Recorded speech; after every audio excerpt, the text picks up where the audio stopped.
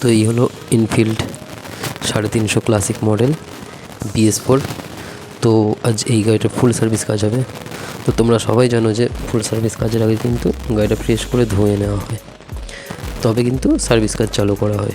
তো গাড়িটা সেই রকমই সব ধুয়ে নেওয়া হয়েছে, চেন ওয়াশ করা হয়েছে, ধোয়া হয়েছে গাড়িটা, তবে কিন্তু সার্ভিস কাজ করা হচ্ছে। এই গাড়িটার প্লেন সার্ভিস কাজ করা হবে। কারণ কি, এই গাড়িটি দেখবে আরেকটা ভিডিও দেওয়া আছে, ওই ভিডিওটাতে কিন্তু গাড়িটার হাইড্রোলিক অয়েল ফয়েল যাবতীয় সব কিছু চেঞ্জ করা ছিল। তো এইবারে সার্ভিস কাজটাই প্লেন সার্ভিস কাজ হবে। তো প্লেন সার্ভিস কাজের মধ্যেও কি কাজ করা হবে, প্লেন সার্ভিস কাজটা কেমন হয়, টোটালটা সব তোমাদের এই ভিডিওর মধ্যে দেখাবো। তো তোমরা ভিডিওটা স্কিপ না করে কন্টিনিউ দেখতে থাকো, তাহলে বুঝতে পারবে যে সার্ভিস কাজের মধ্যে কি কাজ রয়েছে, একটা সার্ভিস কাজে কি কাজ করা উচিত। আর এই কাজগুলো করিয়ে নিলে কিন্তু গাড়িটা চালিয়ে একটা আলাদাই মজা পাওয়া যাবে। তো চলো, তার আগে কিন্তু আমি চাকাটা খুলে নিই। চাকাটা খুলে নেওয়ার পর চাকাটা গ্রিস করব। গ্রিস করার পরে তবে কিন্তু ফিটিং করব। চাকার দুটো বিয়ারিং আছে, স্পকেট বিয়ারিং আছে, সবগুলো গ্রিস করা হবে। স্পকেট বিয়ারিং, চাকার বিয়ারিং সবগুলো কিন্তু বিয়ারিংগুলো একবার চেক করে দেখে নেওয়া হবে যে বিয়ারিংগুলো ভালো আছে কি খারাপ আছে। তো চলো, তার জন্য পুরো ভিডিওটা দেখো, তাহলেই বুঝতে পারবে যে সার্ভিস কাজের মধ্যে আমরা কি কাজ করে থাকি। হ্যালো বন্ধুরা, রনি বাইক রিপেয়ারে তোমাদের সবাইকে স্বাগত। তো সার্ভিস কাজটা দেখতে দেখতে চ্যানেলটা সাবস্ক্রাইব করে দিয়ে আমার সাথে থাকো। এতে কী হবে, আরও ভালো ভালো কিছু সার্ভিস কাজ নিয়ে তোমাদের কাছে আসবো। আর একদিন অন্তর একদিন লাইভে আসছি।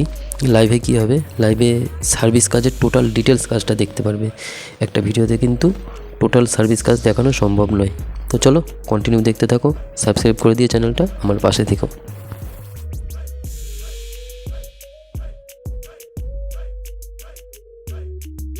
তো গাড়িটার চাকাটা গ্রিস করা হবে। চাকাটা গ্রিস করার জন্য চাকা খুলে নেওয়া হয়েছে, স্পকেটটাও খুলে নেওয়া হয়েছে। স্পকেটটা থেকে স্পকেট কাপলিং থেকে স্পকেট বিয়ারিংটা বার করা হবে। বার করে নিয়ে কিন্তু গ্রিস করা হবে। তো গ্রিস করার আগে বিয়ারিংয়ের মধ্যে যত আগের পুরনো গ্রিস আছে, সেই গ্রিসগুলো কিন্তু সব হাওয়া মেরে পরিষ্কার করে বার করে দেওয়া হবে। বার করার পরে গ্রিস করা হবে। তো চলো, স্পকেটটা বার করে নেওয়া যাক। তারপরে বিয়ারিংটা খুলে বিয়ারিংয়ে হাওয়া মেরে পরিষ্কার করা হবে। চাকার বিয়ারিংও সেম একই রকমভাবে পরিষ্কার করা হবে। তবে কিন্তু এইসব যেখানে যা নোংরা আছে, যেমন চেন চাবির ভেতরে পাইপটার মধ্যে নোংরা থাকে, তো এইসব নোংরাগুলো পরিষ্কার করে না দিলে জং পড়ে যাওয়ার সম্ভাবনা থাকে। তো সেগুলো পরিষ্কার করা হবে। তো এখন আমি বিয়ারিংটা বার করে নেব। বিয়ারিংটা বার করে বিয়ারিংটা দেখে নেব খারাপ আছে কি ভালো আছে, সেটা দেখে নেওয়ার পর বিয়ারিংগুলো হাওয়া মেরে পরিষ্কার করে তবে ফের নতুন করে গ্রিস করব। তো চলো, বিয়ারিংগুলো অয়েল সিলগুলো খুলে নেওয়া যাক। খুলে নেওয়ার পরে কিন্তু হাওয়া মেরে পরিষ্কার করা হবে। পরিষ্কার করার পরে নতুন করে গ্রিস করা হবে।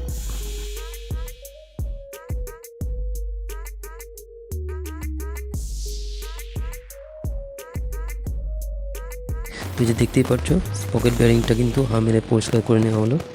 একই রকমভাবে চাকার বিয়ারিংগুলোও পরিষ্কার করে নেওয়া হবে, মানে পুরনো গ্রিসগুলো বার করে নেওয়া হবে, তবে নতুন করে গ্রিস করা হবে। তো চলো, তোমরা কন্টিনিউ দেখতে থাকো।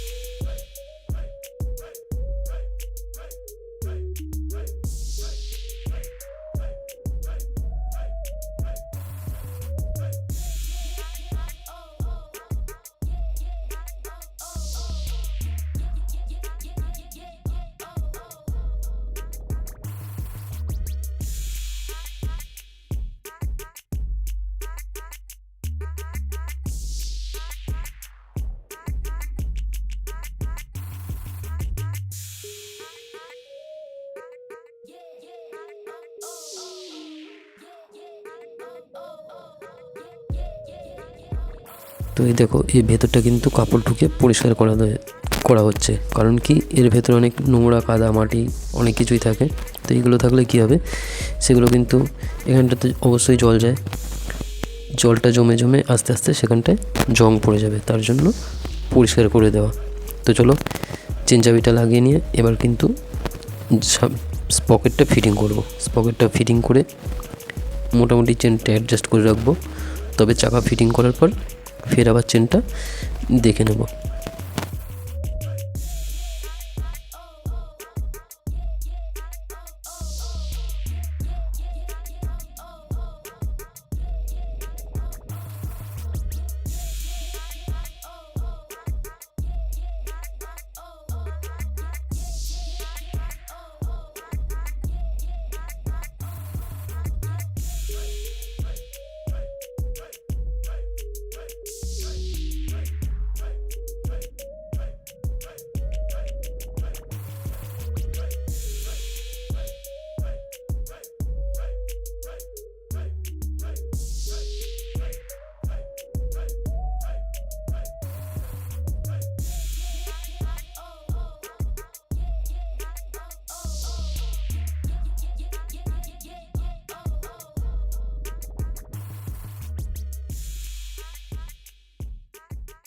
তো চলো, স্পকেটটা তো ফিটিং করা হয়েছে, চেনটা অ্যাডজাস্ট করে নেওয়া যাক। অ্যাডজাস্ট করে নেওয়ার পর তবে কিন্তু পেছনের চাকাটা ফিটিং করব।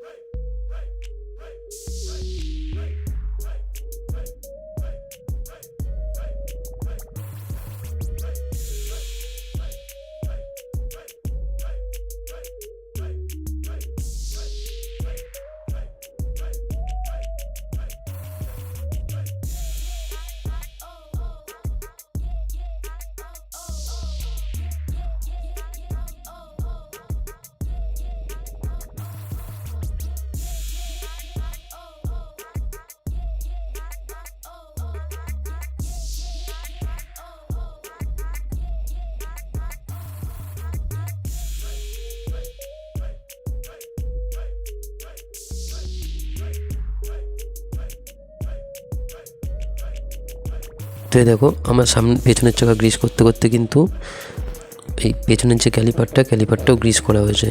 তো একটু খেয়াল করলেই দেখতে পারবে, ওই দেখো যে ব্রেক শুটা কিন্তু আমার ওই ভাইটা জল দিয়ে ভালো করে পরিষ্কার করে হাওয়া মেরে তবে ব্রেক শুটা ফিটিং করছে।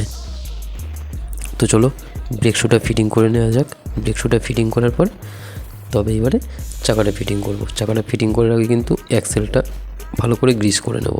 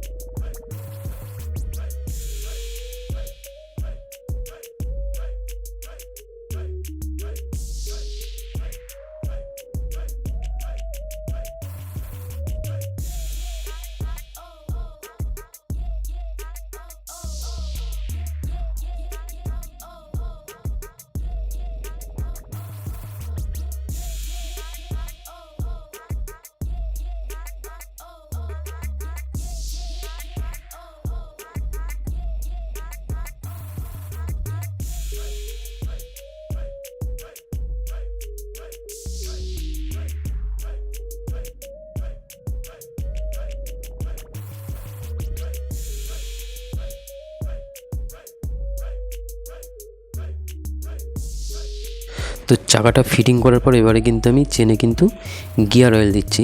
তো গিয়ার অয়েলটা হলো স্কুটির যে গিয়ার অয়েল দেওয়া হয়, গিয়ার অয়েলটা থাকে সেই গিয়ার অয়েলটাই দেওয়া হচ্ছে। তো তোমরা একবার ট্রাই করে দেখতে পারো বাড়িতে। চেনটা ওয়াশ করবে ডিজেল দিয়ে, ভালো করে ওয়াশ করবে। ডিজেল দিয়ে ভালো করে ওয়াশ করলে বুঝতে পারবে যে চেনটা স্মুথ থাকবে। ডিজেল দিয়ে দাঁত মাজার যে ব্রাশ হয় সে ব্রাশ দিয়ে চেনটাকে পরিষ্কার করে নেবে। পরিষ্কার করে নেওয়ার পর একটু 2-1 কিলোমিটার চালিয়ে আসার পর গিয়ার অয়েলটা দেবে। আর তাও যদি সম্ভব না হয়, সেই সময়টুকুও যদি না থাকে, তবে চেনটা কাঁটা তারের যে ব্রাশ হয় সেই ব্রাশ দিয়ে ভালো করে পরিষ্কার করে নেবে, তবে এই গিয়ার অয়েলটা ব্যবহার করবে। তোমরা 100% রেজাল্ট ভালো পাবে। কারণ কি, চেনে যে লুপ ব্যবহার করা হয়, chain cleaner plus chain lube, chain ক্লিনারটাই মেরেও চেনটা পরিষ্কার করে নিতে পারো। তো তারপরে কিন্তু অবশ্যই গিয়ার অয়েল দিতে পারো, তাতেও কোনো প্রবলেম নেই। তো ব্যাপারটা হচ্ছে, যদি চেন লুপ দেওয়া হয়, চেন লুপ ইউজ যারা করো তারা কিন্তু একটা জিনিস খেয়াল করে দেখবে, চেনগুলো কিন্তু জায়গায় জায়গায় মানে আটকে ধরে থাকে, ঘাট ধরে থাকে। তো এই প্রবলেমটা চেনে যদি লুপ করা হয় তখন এই প্রবলেমটা দেখা দেয়। কিন্তু তুমি যদি চেনে গিয়ার অয়েল দিয়ে থাকো, তোমার চেন স্পকেট পুরো খারাপ হয়ে যাবে, চেন স্পকেট ফেলে দেওয়ার সময় হয়ে যাবে, তাও কিন্তু তোমার চেন একই রকম, প্রতিটা লিঙ্ক একই রকম খেলবে, কোনো লিঙ্ক জাম হবে না, এইটুকু আমি গ্যারেন্টি দিয়ে বলছি। তো চলো, অনেক হলো। এই ফিল্টারটা পরিষ্কার করব, ফিল্টার বক্সটাও পরিষ্কার করব। ফিল্টার বক্সটা পরিষ্কার করে, ফিল্টার হাওয়া মেরে পরিষ্কার করে তবে কিন্তু ফিল্টারটা ফিটিং করব। তো চলো দেখতে থাকো।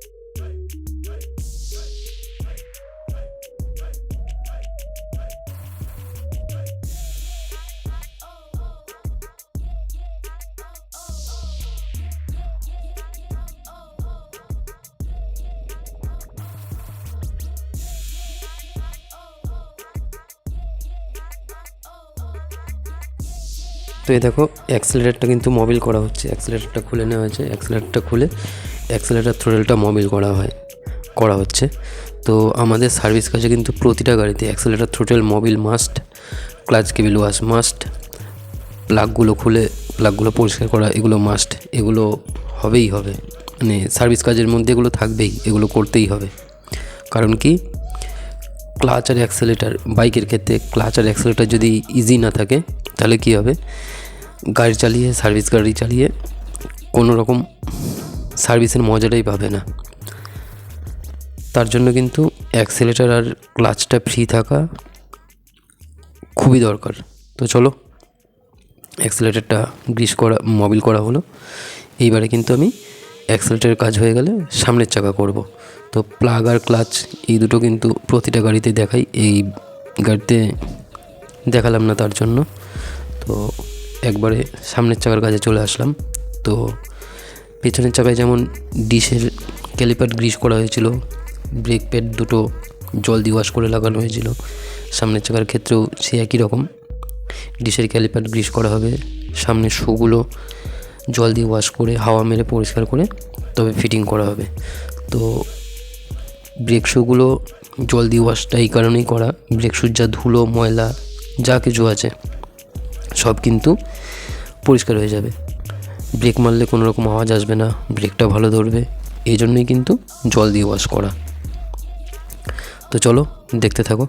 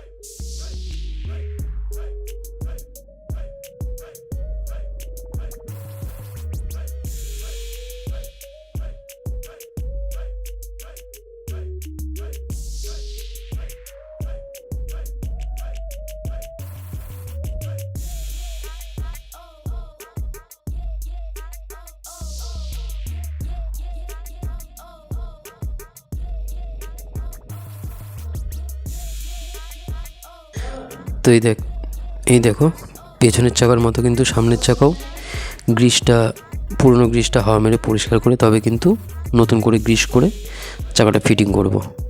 তো চলো গ্রিসিংয়ের কাজটা দেখতে থাকো, আমি ততক্ষণে চাকাটা গ্রিস করে নিই।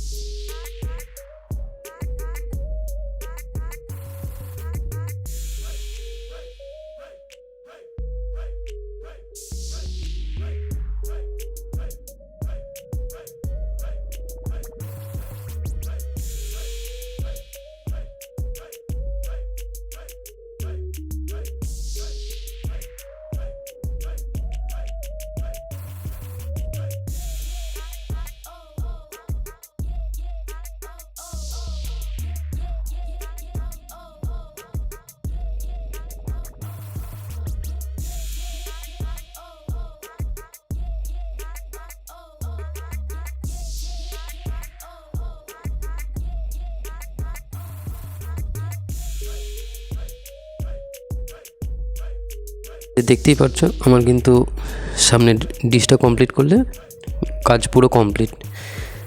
এইবারে কিন্তু আমি গাড়ির সিটগুলো লাগাবো, হাওয়াগুলো চেক করব, গাড়িটা ভালো করে ফ্রেশ করে মুছবো, পালিশ করব, তবে আমার গাড়ির কাজ কমপ্লিট।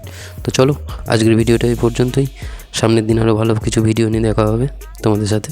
তো চলো টাটা।